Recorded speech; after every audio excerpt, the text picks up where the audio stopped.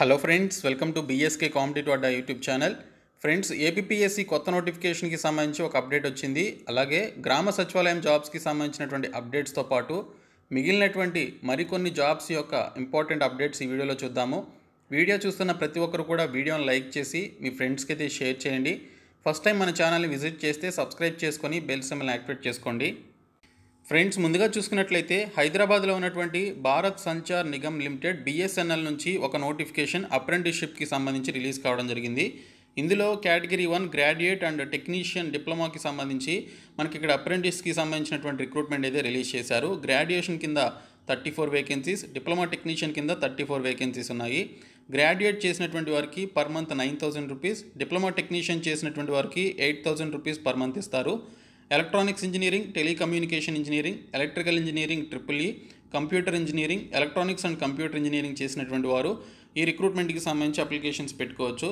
So దీనికి సంబంధించి recognised university నుంచి ఆ పర్టికులర్ డిగ్రీ లేదా డిప్లొమా చేసినటువంటి వారు ఎలిజిబుల్ అని చెప్పేసి మెన్షన్ చేయడం జరిగింది.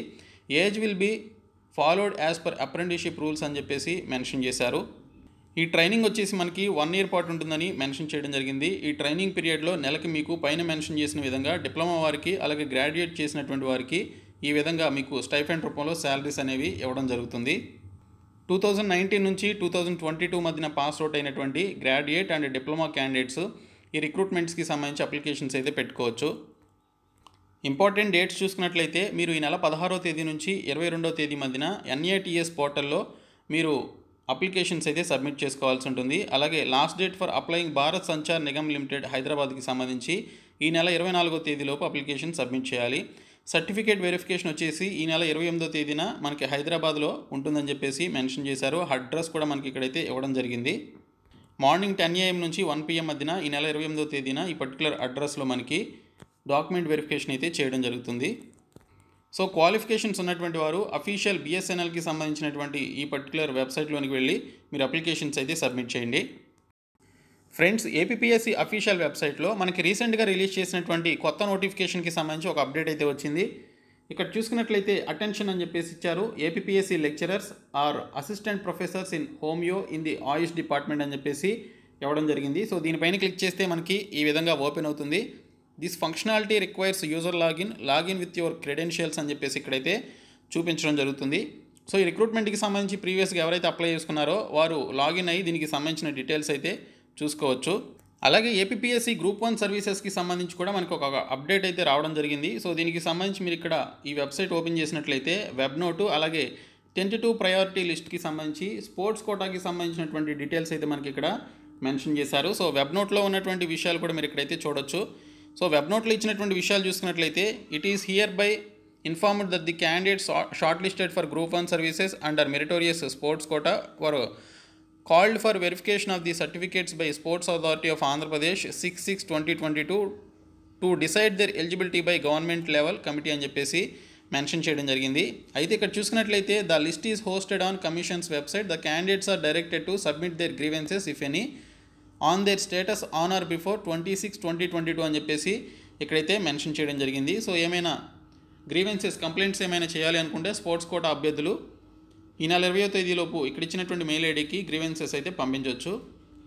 మరొక అప్డేట్ వచ్చేసి రీసెంట్గా మనకి కేంద్ర ప్రభుత్వం ఆర్మీ అలాగే త్రివిధ దళాల్లో పనిచేయడానికి సంబంధించి 46,000 ఉద్యోగాలకి సంబంధించి అగ్నిపథ్ అగ్నివీర్ పేరుతో టూర్ ఆఫ్ డ్యూటీ కింద ఒక రిక్రూట్మెంట్ చేస్తామని చెప్పేసి ప్రకటించింది.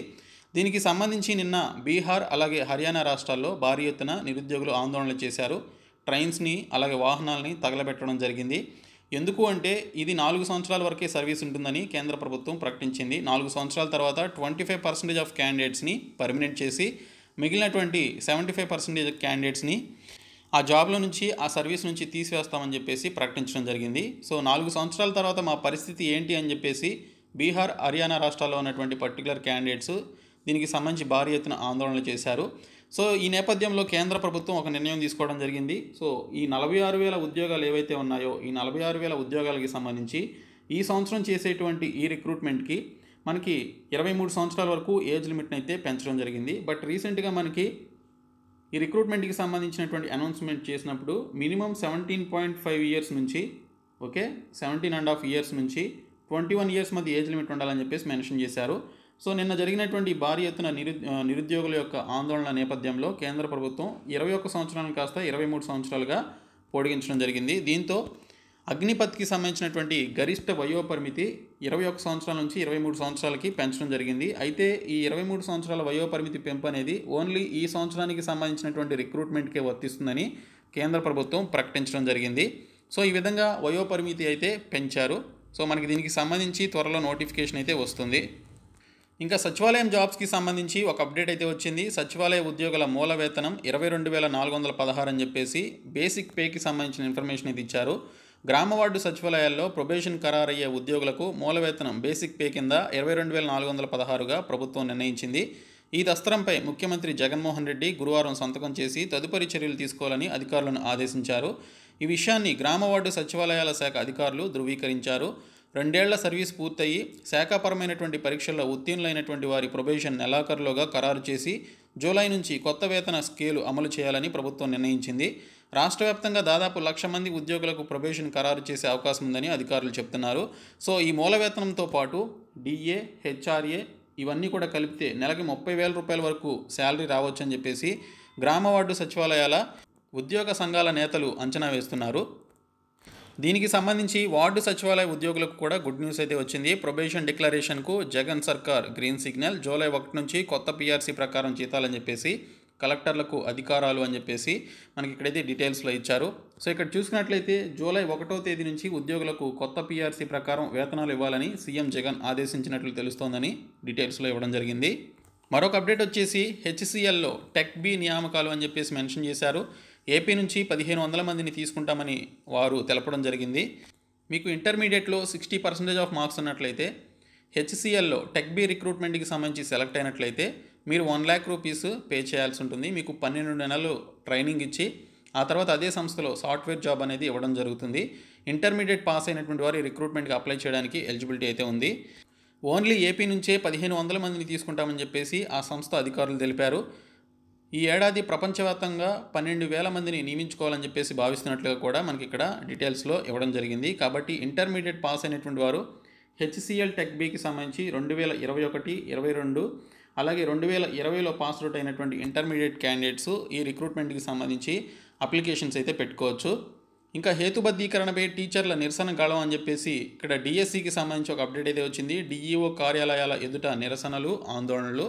ఉపాధ్యాయుల హేతుబద్ధీకరణకు ప్రభుత్వం జారీ చేసినటువంటి ఉత్తర్వులు 117ను రద్దు చేయాలని చెప్పేసి డిమాండ్ చేస్తూ ఏపీ ఉపాధ్యాయ సంఘాల సమాఖ్య ఫ్యాప్టో ఆధ్వర్యంలో గురువారం దీనికి సంబంధించి రాష్ట్ర వ్యాప్తంగా జిల్లా విద్యాధికారులు కార్యాలయాల ఎదుట ఉపాధ్యాయులు, ఎమ్మెల్సీలు ఆందోళన నిర్వహించారు. పాఠశాలల విలీనాన్ని నిలిపివేయాలని, ప్రభుత్వ బడుల్లో తెలుగు, ఆంగ్ల మాధ్యమాలను కొనసాగించాలని డిమాండ్ చేశారు. హేతుబద్ధీకరణ ఉత్తర్వులు అశాస్త్రీయంగా, అసంబద్ధంగా ఉన్నాయని, పాఠశాల విద్య నిర్వీర్యమై ప్రాథమిక విద్య బలహీనపడే ప్రమాదం ఉందని చెప్పేసి ఆవేదన వ్యక్తం చేశారు. ఉన్నత పాఠశాలల్లో హిందీ, భౌతిక శాస్త్రం సబ్జెక్టు ఉపాధ్యాయులకు వారానికి 55 పీరియడ్లు మోయలేనటువంటి భారం అని చెప్పేసి వారైతే వాపోతున్నట్లు, కొత్తగా వచ్చినటువంటి ఈ యొక్క ఉత్తర్వులు 117ను రద్దు చేయాలని చెప్పేసి వారైతే డిమాండ్ చేస్తూ దీనికి సంబంధించి నిరసన తెలుపుతున్నట్లు ఇక్కడైతే మనకు అప్డేట్ రావడం జరిగింది. సో దీనివల్ల హేతుబద్ధీకరణ వల్ల ఇక్కడ చూసుకున్నట్లయితే డిఎస్సిపై చాలా ప్రభావం పడే అవకాశం ఉందని చెప్పేసి మెన్షన్ చేస్తున్నారు. సో ఇక్కడ చూసుకున్నట్లయితే ఉపాధ్యాయుల విద్యార్థి నిష్పత్తిని ఉత్తర్వుల్లో 117లో మార్చేశారు. దాదాపు 30,000 పోస్టులు మిగులుగా చూపిస్తున్నారు. ఖాళీలన్నీ భర్తీ చేయకుండా నిలిపివేసినా ఇంకా 7 నుంచి 8,000 పోస్టులు అదనంగా మారే పరిస్థితి తీసుకొచ్చారు. చట్టాలు, కోర్టు తీర్పులకు తాము అతీతులమన్నట్టు విద్యాశాఖ నిరంకుశంగా పోతోంది. ఉపాధ్యాయులను తగ్గించడం, పాఠశాలలను కుదించడం, దాదాపు 20 లక్షల మంది పిల్లల్ని ఊరి బడి నుంచి బయటకు తరలించడం లక్ష్యంగా పెట్టుకున్నారు. ఇదంతా ప్రపంచ బ్యాంకు కనుసన్నల్లోనే నడుస్తోంది. ఇదే ధోరణి కొనసాగితే పాఠశాల విద్య అస్తవ్యస్తం కావడం ఖాయమని చెప్పేసి వారైతే వాపోతున్నట్లు ఇక్కడ డీటెయిల్స్లో రావడం జరిగింది. ఇంకా బైజూస్తో ఏపీ ప్రభుత్వం ఒప్పందం చేసుకోవడం జరిగింది. ఎడ్యుటెక్ సంస్థతో రాష్ట్ర ప్రభుత్వం ఒప్పందం. ఏటా 8వ తరగతి విద్యార్థులకు ట్యాబ్లు, విద్యాశాఖపై సీఎం సమీక్ష అని చెప్పేసి ఇక్కడ మనకి డీటెయిల్స్లో ఇచ్చారు. వచ్చే విద్యా సంవత్సరం నుంచి ఆంగ్లం, తెలుగు మాధ్యమాల్లో బైజూస్ కంటెంట్తో కూడినటువంటి పాఠ్య పుస్తకాలను అందుబాటులోకి తెస్తామని ముఖ్యమంత్రి జగన్ తెలిపినట్లు ఇక్కడ డీటెయిల్స్లో ఇవ్వడం జరిగింది. సో ఈ బైజూస్ సంస్థతో చేసుకున్నటువంటి ఒప్పందంతో ప్రయోజనాలు ఏంటనేది చూసుకున్నట్లయితే ప్రభుత్వ పాఠశాలల్లో 4 నుండి 10 తరగతి వరకు 32 లక్షల మంది పిల్లలు ఉన్నారు. బైజూస్ ఒప్పందంతో వీరందరికీ నాణ్యమైనటువంటి విద్య అందుతుంది. గణితం, సామాన్య శాస్త్రం, సాంఘిక శాస్త్రం సబ్జెక్టులు తెలుగు, ఆంగ్ల మాధ్యమాల్లో అందుబాటులో ఉన్నాయి. ఎంతవరకు నేర్చుకున్నారనేటువంటి విషయంపై ప్రతి విద్యార్థికి ఫీడ్బ్యాక్ పంపుతారు. సిబిఎస్ఈ సిలబస్ ఆధారంగా పాఠాలను రూపొందించారు. విషయ పరిజ్ఞానాన్ని అంచనా వేసేందుకు పాఠ్యాంశంతో పాటు వెంటనే ప్రశ్నలు వస్తాయి. తరచూ సాధన చేసుకునేందుకు వీలుగా మాదిరి ప్రశ్న పత్రాలు ఉంటాయని చెప్పేసి దీనికి సంబంధించినటువంటి బెనిఫిట్స్ గురించి మెన్షన్ చేయడం జరిగింది. ఏటా 500 కోట్లు వ్యయమవుతుందని చెప్పేసి కూడా మెన్షన్ చేశారు. మరొక అప్డేట్ వచ్చేసి ఈ నెల 19వ తేదీన ఉద్యోగ ఎంపికలు అని చెప్పేసి ఒక అప్డేట్ అయితే వచ్చింది. రాష్ట్ర నైపుణ్యాభివృద్ధి సంస్థ ఆధ్వర్యంలో నిరుద్యోగ యువతకు ఉపాధి కల్పించేందుకు ఈ నెల 19వ తేదీ ఉదయం ఆంధ్ర లయోలా కళాశాలలో స్కిల్ కనెక్ట్ డ్రైవ్ని నిర్వహిస్తామని ఆ సంస్థ జిల్లా అధికారి తెలపడం జరిగింది. 10 నుంచి పోస్ట్ గ్రాడ్యుయేషన్ వరకు క్వాలిఫికేషన్స్ ఉన్నటువంటి వారందరూ కూడా ఈ రిక్రూట్మెంట్కి సంబంధించి అటెండ్ అవ్వచ్చని మెన్షన్ చేశారు. సో ఇవి ఈరోజు వచ్చినటువంటి అప్డేట్స్. సో ఈ వీడియోని మీ ఫ్రెండ్స్కి షేర్ చేయండి, మన ఛానల్ సబ్స్క్రైబ్ చేయండి. Thank you so much guys.